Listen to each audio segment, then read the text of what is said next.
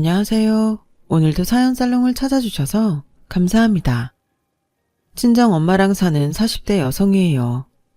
철없을 땐 명품백 손에 들고 수입차 끌고 다니는 여자들이 부러웠는데 어느 정도 나이가 들고 보니 그보다는 노부부가 나란히 꼭 손잡고 걸어가는 모습이 더 부러워지네요. 부자가 되는 것보다 서로 믿고 의지할 수 있는 배우자를 만나서 평생을 함께하는 게 훨씬 어려운 일이라는 걸 깨달았기 때문인지도 모르겠어요. 한때는 제게도 믿음직한 내 편이라고 믿었던 남편이 있었어요.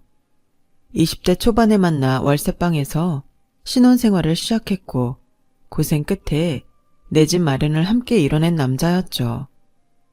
연애 시절에 느꼈던 사랑이라는 감정이 미운정 고운정을 거치면서 전우애로 변해버렸지만 그래도 내가 늙고 병들면 내 입에 밥숟가락 넣어줄 유일한 사람이라는 믿음이 있었어요.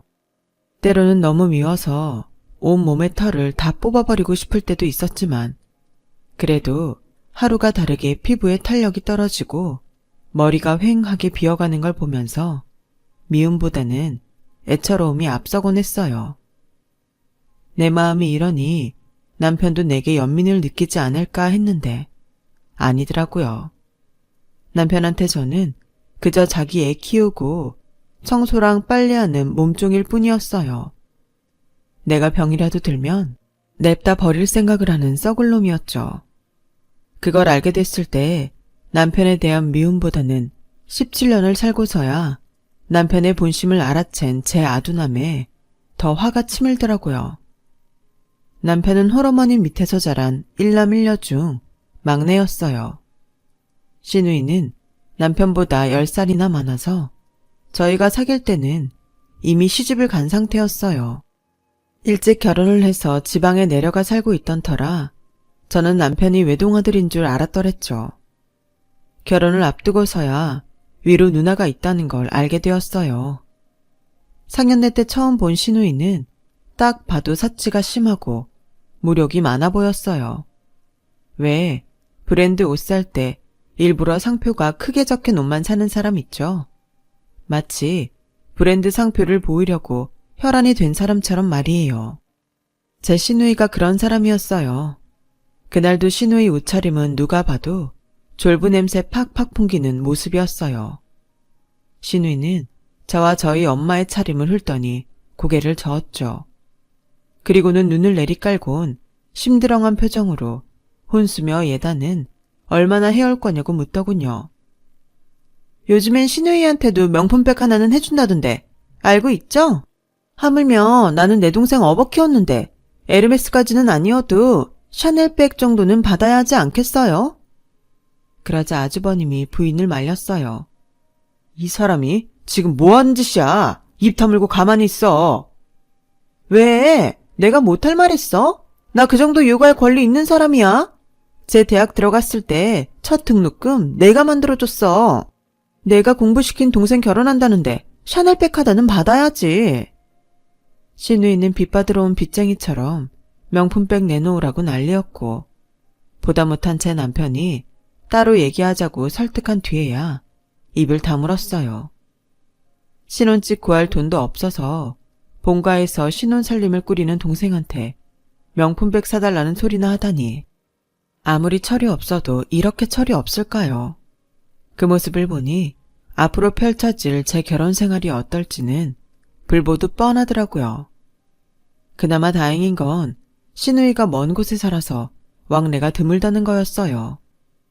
가까이 살았으면 하루가 멀다 하고 사단이 났을 거예요.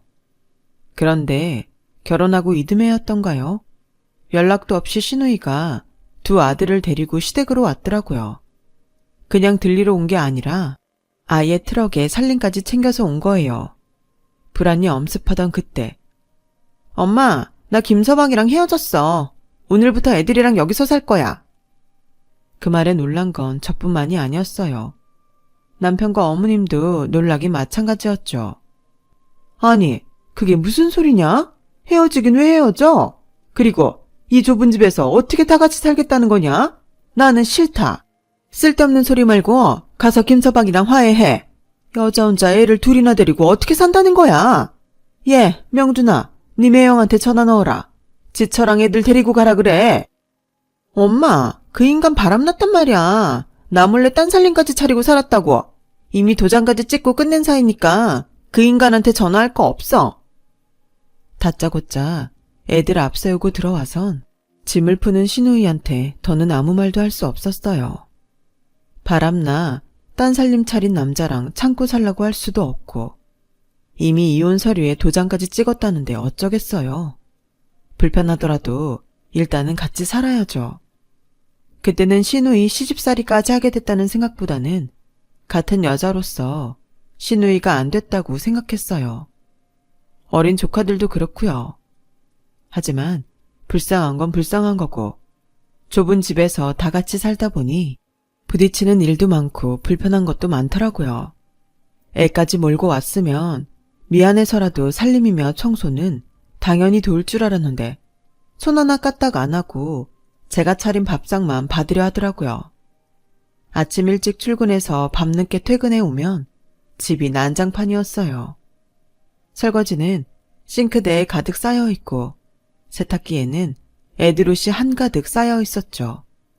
거기다 얼마나 먹어대는지 식비가 이전보다 배가 넘게 들었어요. 그런데도 신우이는 생활비 한 번 내는 적이 없었어요. 하긴 일도 않고 집에서 놀고 있었으니 생활비 낼 돈도 없었겠죠. 여보, 우리 언제까지 이러고 살아야 돼? 생활비도 그렇고 나 정말 힘들어서 더는 못하겠단 말이야. 형님은 집에서 놀면서 집안 살림 좀 도우면 어디가 덧난데? 어떻게 자기 먹은 그릇 하나도 설거지를 안 해놓냐. 차라리 우리가 나가자. 형님이랑 애들 여기서 살라 그러고 우리가 나가자고. 응? 누군 이러고 살고 싶은 줄 알아? 그치만 어쩌겠어. 모아놓은 돈도 없는데 집을 어떻게 구해? 그럼 차라리 우리 집으로 가자.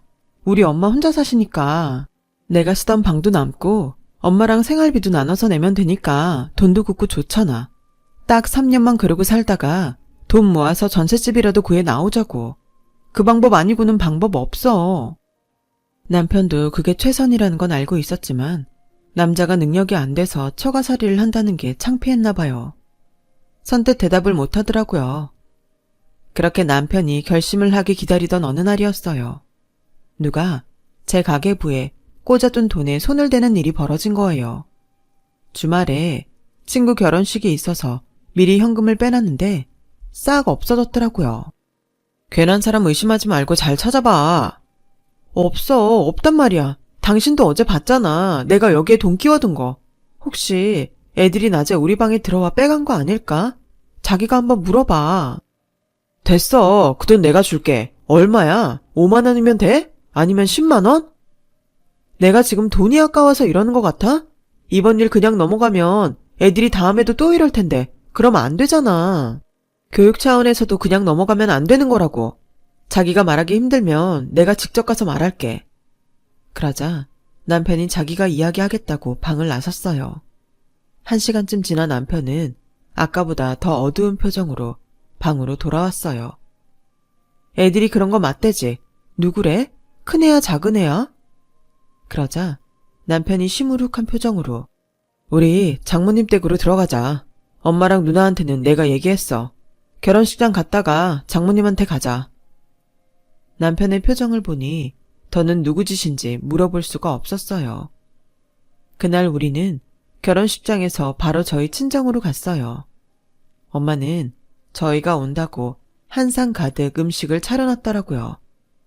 하지만 남편은 쉽게 젓가락을 들지 못했어요. 처가살이를 하겠다는 말을 꺼내는 게 쉽지 않았거든요. 그래서 제가 먼저 말을 꺼냈죠. 엄마, 우리 그냥 여기 들어와 살까봐.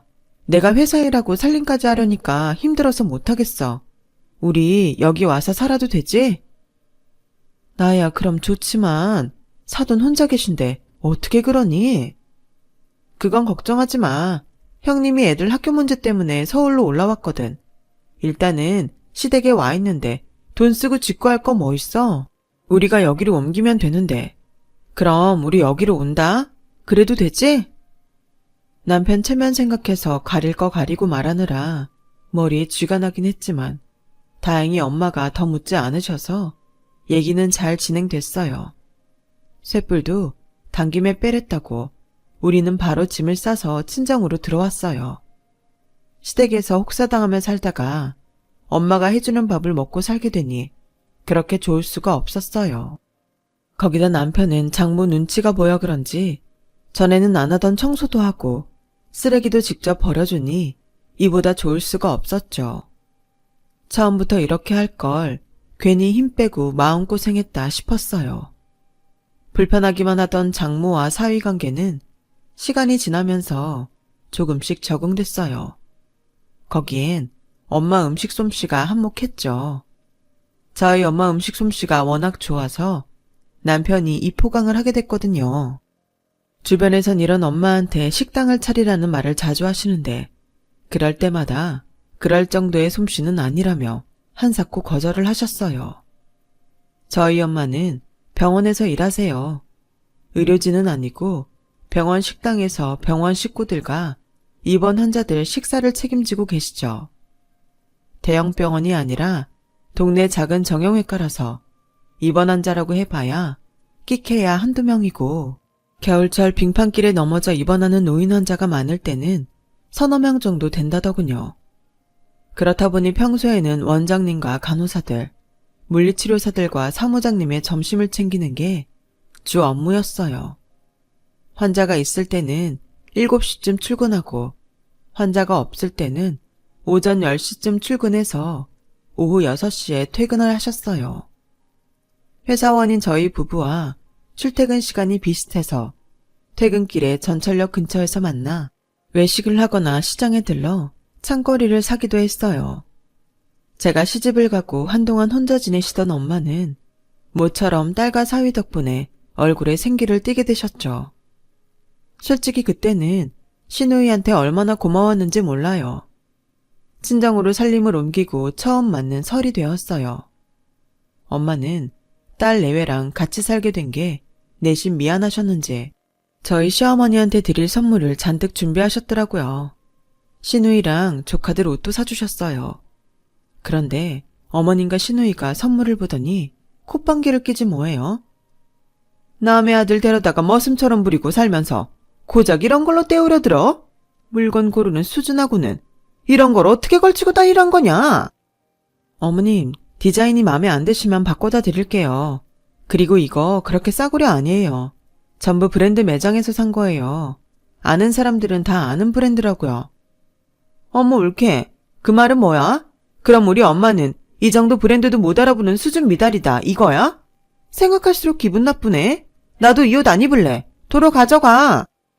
그런 뜻이 아니라 입고 다니시기 창피하시진 않을 거란 얘기였어요. 제 말에 기분 나쁘셨다면 죄송해요. 그리고 형님, 보험일 시작하셨다고 하던데 정장 스타일 옷 필요하시잖아요. 화 푸시고 받아주세요. 디자인이 마음에 안 드시면 제가 바꿔다 드릴게요. 아니면 언제 저랑 같이 매장에 가실래요? 한참을 어르고 달랜 후에야 두 모녀의 화는 풀렸고 그제야 한시름 놓을 수 있었어요. 생각해보면 참 어이없는 짓이었죠. 선물을 사주고도 온갖 아양 다 떨어가며 받아달라고 애원하다니 잘못돼도 한참 잘못된 거였죠. 아무튼 그렇게 설에 별 탈 없이 지나가는 줄 알았어요. 차례를 지내고 점심까지 시댁에서 먹은 우리 부부는 슬슬 집으로 돌아갈 차비를 하고 있었어요. 그런데 시누이가 애들을 데리고 함께 따라가겠다며 준비를 하지 뭐예요? 그래도 명절인데 사돈어른한테 인사는 해야 할 거 아니야. 옷 선물까지 받았는데 어떻게 그냥 입을 닦아? 애들 학용품도 사주셨고. 가서 감사 인사만 하고 올 테니까 너무 걱정하지 마. 굳이 그러실 필요 없다고 하는데도 시누이는 길을 쓰고 저희를 따라 제 친정으로 향했어요. 저희 집에 도착한 시누이는 집안 구석구석을 돌며 스캔하듯 살림을 살폈어요. 엄마는 뜻밖의 손님의 저녁 준비부터 해야겠다고 주방으로 가셨죠. 그러자 시누이가 그러더라고요. 사돈어른, 그 전에 우리 애들 세배부터 받으세요. 아시다시피 제가 이혼한 지 얼마 안 돼서 애들이 명절에 갈 데가 없네요.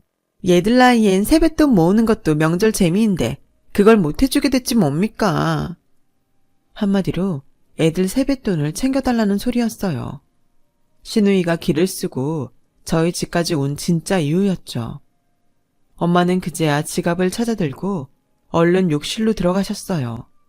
세뱃돈으로 줄 현금을 챙기시려고요.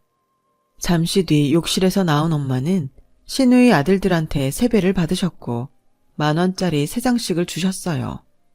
그러자 애들이 인상을 팍 쓰더군요. 고작 3만원?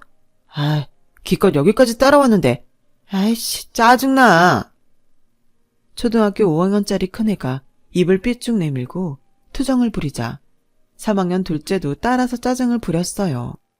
그러자 저희 엄마가 얼른 지갑을 열어 10,000원짜리 2장씩들 더 쥐어주었죠. 그제야 애들은 튀어나온 주둥이를 넣고는 돈을 주머니에 넣었어요. 그 모습을 본 남편이 한마디 하려고 하길래 제가 얼른 말렸어요. 괜히 큰 소리라도 냈다가는 화살이 저한테 올 것 같았어요. 저희 엄마도 마음이 편치 않으실 것 같았고요. 그날 시누이는 저희 집에서 저녁을 먹고 택시비까지 챙겨서 돌아갔어요. 그렇게 무사히 명절이 지나갔나 보다 했는데 며칠 뒤 몸이 안 좋아서 반차를 내고 일찍 퇴근한 저는 약을 찾으러 안방에 들어갔어요. 평소 비상약을 넣어두는 문갑 서랍을 열었는데 그 안에 서류가 있더라고요. 엄마 앞으로 뽑은 보험 견적서였어요. 그런데 보험 설계사 이름을 보니 글쎄 시누이더라고요. 저랑 제 남편한테 강제로 보험 들게 한 것도 모자라 저희 엄마한테까지 보험 들라고 강요했던 모양이에요. 보험 들 수 있죠. 엄마 연세도 있고 사람 일이 언제 어떻게 될지 모르는데 실비보험이며 암보험 하나쯤 가지고 있으면 좋긴 한데요. 뽑아놓은 상품을 보니 특약을 엄청 넣어서 납입금이 엄청 나더라고요. 어떻게 이런 걸 팔겠다고 가져온 건지 정말 기가 막히더라고요. 생각 같아선 당장 시누이한테 전화해 한바탕 하고 싶었지만 일단 엄마가 보험을 들지 말지도 모르니까 엄마랑 얘기해보고 전화해야겠다 생각했어요. 엄마, 지금 가지고 있는 보험도 있는데 설마 내 시누이한테 또 들려고 하는 건 아니지? 딱히 들고 싶은 건 아닌데 사정이 어렵다고 하니까 모른 척할 수도 없겠더라고. 불입금이나 적으면 하나 들어줄까 했는데 한꺼번에 보험을 3개나 뽑아왔지 뭐니. 무조건 안 하겠다고 하기도 뭐하고 그중 하나라도 들어줄까 생각 중이다. 됐어. 뽑아온 견적서 보니까 완전 엉망이던데 뭐. 그리고 특히나 보험은 믿을 수 있는 설계사한테 들어야 한다고. 안 그랬다간 기껏 돈 부어놓고 정작 일 생겼을 때 제대로 보험금도 못 받는단 말이야. 하나를 보면 열을 안다고 우리 시누이 같은 사람한테 보험 들었다간 나중에 뒷목 잡기 십상이야. 사람이 양심이 있어야지. 자기 살자고 남의 엄마한테 이렇게 독박을 씌워? 내가 알아서 처리할 테니까 엄마는 모른 척하고 있어. 그날 퇴근에 돌아온 남편한테 엄마 보험 얘기를 했더니 남편이 한숨을 푹 쉬고 그러는 거예요. 그냥 하나 들으시라고 해. 누나도 오죽하면 여기까지 그걸 들고 찾아왔겠어. 돈 달라는 것도 아니고 어머니 위해서 드는 보험인데 그렇게 야박하게 굴 거 없잖아. 차라리 난 누나가 그렇게라도 자기 손으로 돈 벌려고 하는 게 대견해. 적어도 자기 가계부에서 몰래 돈 훔치는 짓은 아니니까. 뭐? 내 가계부에서 돈을 훔쳐? 그때 알았어요. 저희가 시댁에서 나오게 된 진짜 이유를요. 알고 보니 친구 결혼식을 앞두고 제가 가계부에 꼽아두었던 돈을 빼간 사람은 다름 아닌 시누이였더라고요. 평소에도 저희 방에 몰래 들어와 옷장에 걸린 코트 속에서 1,000원짜리며 동전까지 털어갔던 모양이었어요. 남편도 처음엔 조카들 짓인 줄 알고 눈 감아주고 있었는데 안방에서 자기 엄마랑 누나가 하는 얘기를 듣고 진짜 범인이 누나란 걸 알게 된 거였죠. 앞으로도 그런 일이 이어질 게 뻔해서 저한테 누나가 더 큰 망신 당하기 전에 집에서 나가기로 했던 거였어요. 아니, 형님도 그렇지.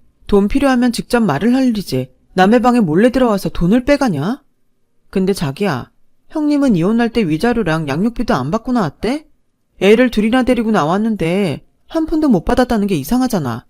아주버님네 집이 원래 알부잣집에 월급도 꽤 된다고 하지 않았어? 우리 결혼할 때까지만 해도 형님 씀씀이 장난 아니었잖아. 게다가 유책 배우자도 아주버님이라며. 제 말에 남편은 또 한숨을 푹 쉬더니 사실은 누나가 바람핀 거야. 민우랑 민규도 매형 아이도 아니야.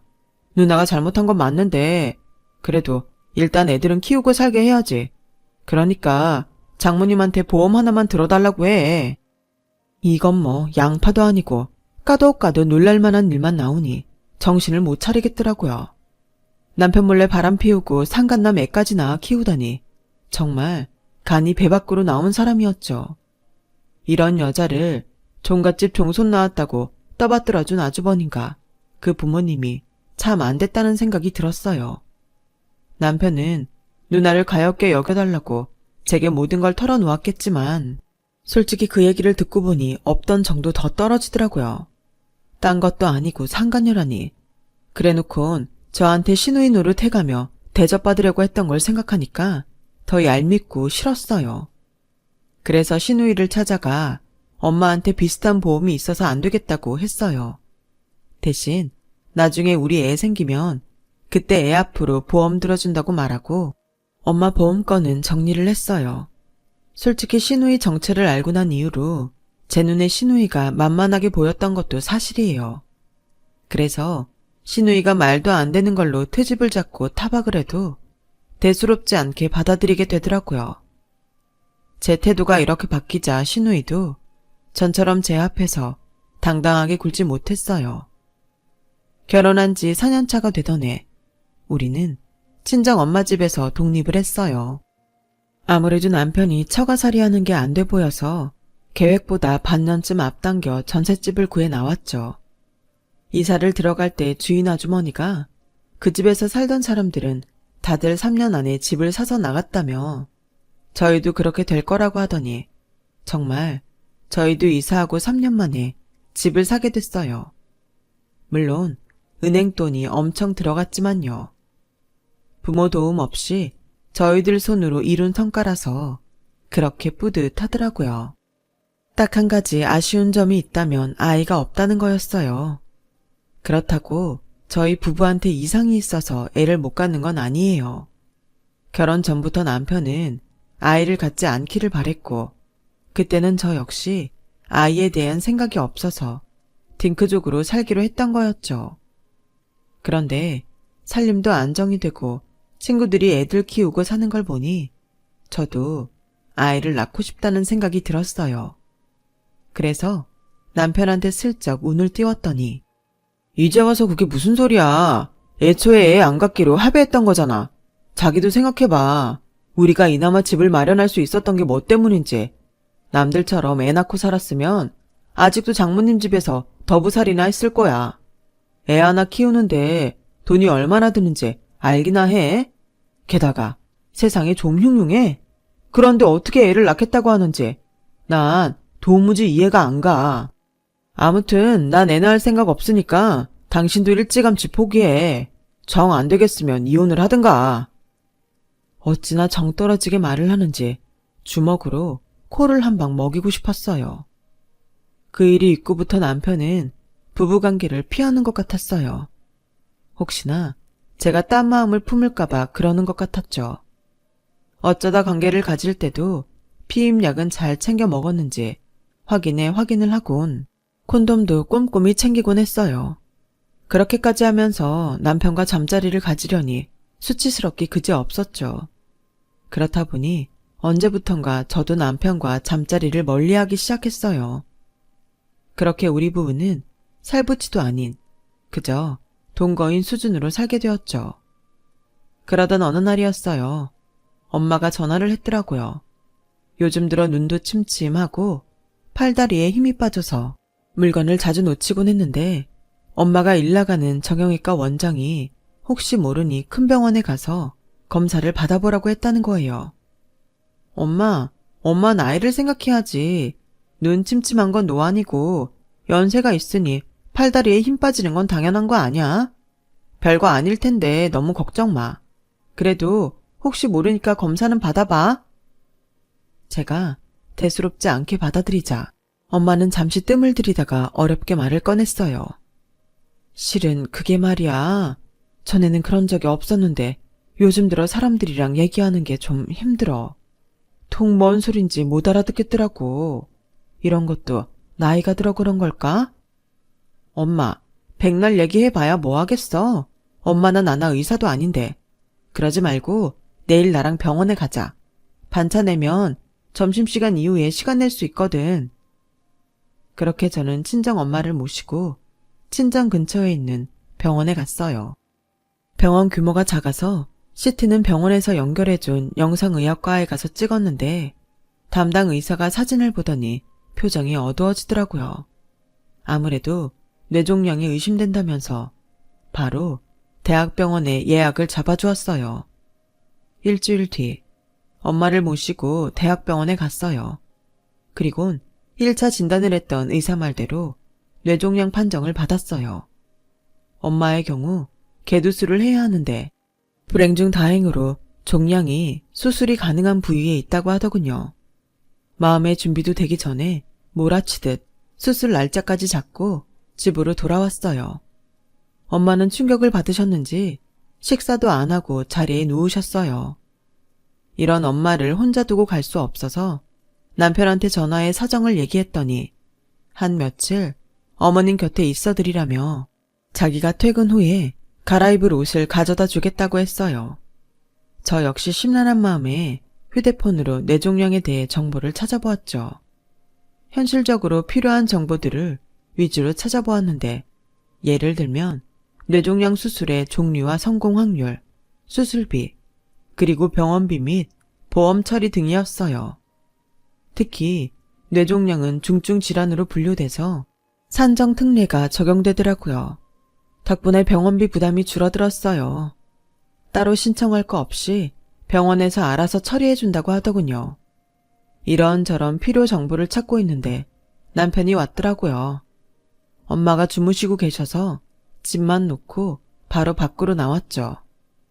남편은 잔뜩 긴장한 채 뭔가 말하고 싶은데 참는 표정이었어요. 자기도 걱정돼서 그러는구나. 오늘 의사 선생님 만나봤는데 뇌수술로 유명한 분이더라고. 다행히 엄마는 종양 위치가 나쁘지 않아서 성공 확률이 높을 거래. 그러니까 너무 걱정 마. 그래? 다행이네. 그런데 여보, 우리 생활비 통장 말이야. 그거 당신이 가지고 있지? 카드랑. 그거 내가 가지고 있으면 안 될까? 왜? 뭐 살 거 있어? 필요한 거 있으면 말해. 내가 여기서 앱으로 주문해 줄게. 그게 아니라, 에이, 솔직히 말할게. 장모님 수술비 말이야. 설마 당신 우리 생활비에서 내려는 건 아니지? 막말로 자긴 출가 외인이잖아. 우리도 아직 은행 대출 갚느라 형편이 넉넉치 않은데 장모님 병원비까지 돕는 건 말도 안 되지. 야박하게 들릴지 모르지만 솔직히 난 돈 나가는 거 두려워서 애도 안 갖고 사는데 장모님 병원비까지 독박을 쓰는 건 너무 억울하다고. 그리고 긴 병에 효자 없다고 앞으로 돈 들어갈 일이 하루 이틀이겠어. 그래서 말인데 분명히 말하지만 나 그거 절대 못 내. 그러니까 생활비에서 10원짜리 하나라도 자기 엄마 병원비로 내는 일은 없게 하란 말이야. 그니까 생활비 통장이랑 카드 줘. 세상에, 너 그런 놈이었니? 집세 한 번 안 내고 2년 넘게 장모 집에 얹혀 산 주제에 장모 뇌수술한다니까 병원비 무서워 발을 빼? 너 완전 개놈의 새끼구나. 받아 처먹을 땐 볼때기가 터지도록 처먹고 갚아야 될 땐 배째라 이거냐? 너 아주 무서운 놈이다. 내가 병 걸리면 병원비 들까봐 이혼하자고 난리칠 놈이야. 이런 걸 남편이라도 믿고 살았다니 내가 미친년이네. 그래, 네 소원대로 생활비에서 10원 하나 안 쓸게. 대신 너도 그동안 우리 엄마 집에서 산 월세 내놔. 그리고 집 팔아서 내 목도 떼어줘. 그게 무슨 소리야. 월세는 그렇다 쳐도 멀쩡한 집은 왜 팔아? 설마 이혼이라도 하겠다는 거야? 당연한 거 아니니? 내가 너 같은 놈을 뭐 어떻게 믿고 살아? 이불은 사위도 자식이라고 노래를 하더니 돈 앞에선 부모 자식도 없는 네가 나 병들고 아프면 돌봐주겠니? 그런 걸 어떻게 믿고 사냐고. 너 아니래도 나 지금 머리가 터질 지경이니까 개소리 짓거리지 말고 내 눈앞에서 꺼져. 엄마 수술 끝나면 바로 이혼 서류에 도장 찍을 테니까 그렇게 알라고. 시련이 닥치면 그제야 진정한 내 편을 가늠하게 된다더니 저 역시 그랬어요. 엄마 수술 문제로 정신이 반쯤 나가 있던 저는 남편의 배신으로 정신이 번쩍 들었어요. 2주 뒤 엄마는 무사히 수술을 받았고 수술은 대성공이었어요. 주치 선생님 말이 암세포를 깔끔하게 싹싹 긁어서 떼어냈다더라고요. 앞으로 치료 잘 받으면 수십 년은 더 건강히 사실 테니 마음 푹 놓으라며 안심시켜 주셨어요. 그제야 엄마도 입가에 미소가 번지더라고요. 엄마가 수술을 마치고 2주간 병원에 입원해 있는 사이 저는 남편과 이혼을 했어요. 집은 팔리는 대로 나눠 갖기로 했고 제 짐은 미리 빼다가 친정집에 가져다 두었죠. 남편 놈은 엄마 수술이 끝났는데도 잘 됐냐는 문자 하나 없더라고요.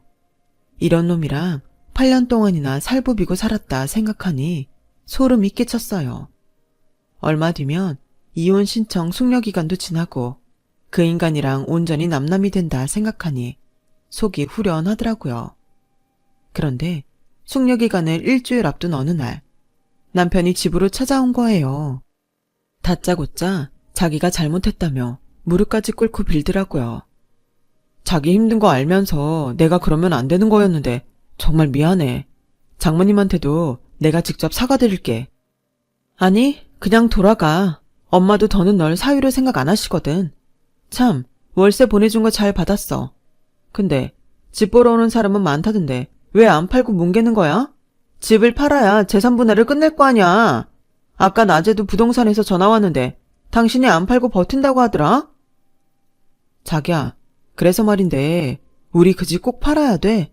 앞으로 집값이 오르면 올랐지 절대 안 떨어질 텐데 가지고 있으면 돈 될 집을 왜 하필 지금 팔아야 하냐고.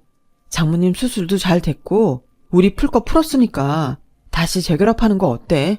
앞으로 내가 노력할게, 응? 뭘 노력해. 앞으로도 우리 엄마 병원 치료받아야 하는데 그때마다 생활비 뺏어 쓸까봐 통장이랑 카드 숨기려고? 인간아, 내가 널 모르겠니? 되도 않는 소리 말고 돌아가. 그깟 통장 숨길 필요 뭐 있어? 누나가 그러는데 보험 특약도 빵빵하게 걸어놔서 장모님 수술 받고 일 쉬는 동안에도 일당이 다 나온다던데. 그뿐이야. 암 진단금에 수술비, 간병비 할 거 없이 다 나온다며. 돈 나가긴커녕 한미천 잡았을 거라고 누나가 아쉬워하더라. 따지고 보면 그게 다 자기 공인데 생색도 못 내게 됐다고. 그제야 남편이 이 밤에 저를 찾아온 이유를 알겠더라고요. 보험금 빼먹을 생각에 온 거였어요. 앞으로 처가에 돈 들 일 없겠다. 장모 돌아가시면 사망보험금까지 생기겠다. 돈 생길 일만 남았는데 아파트까지 팔아치우면서까지 결혼을 쪽낼 일 없다는 계산이 떨어진 거였겠죠. 이혼 서류에 잉크도 마르기 전에 대학 때 사귀던 전 여친 만나서 제주도 여행까지 다녀온 놈이 재결합?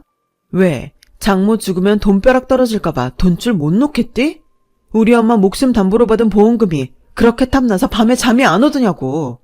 내가 어차피 끝난 거 좋게 넘어가려고 했는데 넌 도저히 안 되겠다. 간통죄는 사라졌지만 그래도 상간녀 위자료라는 게 있더라고. 나도 이참에 그것도 좀 챙겨야겠다. 소송하는 김에 너한테도 간통 위자료 좀 받아야겠으니까 돈이나 준비해. 왜? 몰랐니? 우리가 이혼 신청을 하긴 했지만 숙려기간이 끝나기 전까지는 엄연히 부부 상태야. 숙려기간 중에 불륜을 저지르면 당연히 간통이 되는 거라고. 성인 남녀가 3박 4일 여행을 갔는데 손만 잡고 잤겠니? 네 전 여친, 아니 상간녀한테 전해. 조만간 소장 날아갈 테니까 현금 두둑히 챙겨놓으라고. 아, 그건 너도 마찬가지야. 이제 볼 일 없으니까 꺼져. 너 보고 나면 기분 더러워서 꿈자리가 뒤숭숭해지거든. 벙찐 표정의 남편을 뒤로하고 대문을 닫고 들어왔어요. 그리곤 안방 문갑 서랍을 뒤졌어요. 엄마가 가입한 안보험 약관을 찾아보려고요. 근데 뭐가 많더라고요. 엄마, 도대체 보험을 몇 개나 들은 거야? 세상에, 온갖 특약은 다 갖다 붙여놨잖아. 예전에 리신우가 보험 들라고 하도 부탁해서 몇 개 들어놓긴 했는데 왜? 거기서 보험금이 나온대? 나오기만 해? 어마어마하네. 이러니 그 쫌팽이가 보험금 빼먹자고 이 밤에 여기까지 온 거지. 제 반대에도 불구하고 저 몰래 엄마를 찾아와 보험을 강매했던 신우이는 보험에 대해 잘 모르는 엄마한테 특약을 엄청 때려넣은 상품을 팔았더라고요. 그러니 납입금도 많고 받게 되는 보험금은 더 많았어요.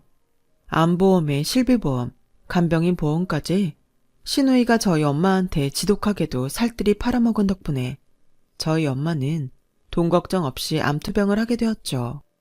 앞으로도 몇 년은 암이 재발하지 않도록 약물 치료도 하고 식이요법도 해야겠지만 그래도 수술이 잘 된 덕에 엄마도 저도 희망적이랍니다. 비록 남편과 함께 늙어가고 싶다는 꿈은 허사가 됐지만 대신 친정엄마와 함께 운동도 하고 여행도 다니면서 멋진 인생을 살아볼 생각이에요. 여러분도 많이 응원해주세요. 제 사연을 들어주셔서 감사드려요. 건강은 최고의 축복이자 행복인 것 같습니다. 항상 건강하세요. 여러분, 사연 댓글에 응원과 현명한 조언 부탁드려요. 좋아요와 구독은 저에게 큰 힘이 됩니다. 오늘도 좋은 일 가득하세요.